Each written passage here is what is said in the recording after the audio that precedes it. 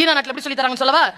காக்கா காக்கான்னு காக்கா இருந்துச்சான். அந்த காக்காவுக்கு பசிச்சுதான். பசிச்ச காக்கா ஒரு பாட்டி கிட்ட போய் நின்னுச்சான். அந்த பாட்டி அப்பதான் வடையை சுட்டு இருந்தாலும் இது போய் கேட்டுச்சான், ஏ பாட்டி எனக்கு பசிக்குது, ஒரு வடை கொடு. நேர்மை.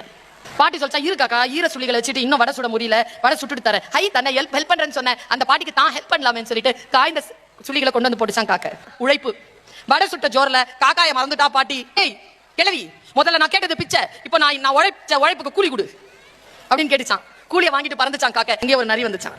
அங்க போய் உட்காந்துட்டு அது இப்படி பார்த்து சொல்லிச்சான், ஏ காக்கா, நீ அழகா இருக்கிறியா, நல்லா பாடுவியன்னு. அந்த பாராட்டுல ஒரு வினாடி மயங்குச்சாங்க காக்கா. கா கான்னு கத்துச்சான் பாட்டு பாடுறேன்ட்டு. வாயில இருந்து வடை கீழே விழுந்துருச்சு. வடையை எடுத்துட்டு அது போறதுக்குள்ள காக்காவுக்கு மனசுல தைரியம் வந்துருச்சு. அடே, யான் உழைத்த உழைப்பை இன்னொருவன் திருடுவதானு. உடனே அது காக்கான்னு கத்துன உடனே 1000 காக்கைகள் கூடியது யூனியன். கூடின உடனே இந்த காட்டில் அந்த ஒரு காக்கைக்கு தான் இழந்த உழைப்பின் கூலி மட்டும் மறுபடியும் கிடைத்து விடவில்லை, ஒரு தொழிலாளியை ஏமாற்ற துடித்த அந்த நரி 1000 காக்கைகளுக்கு உணவானது என்று சொல்லி அவர்கள் கதையை முடிக்கிறார்கள்.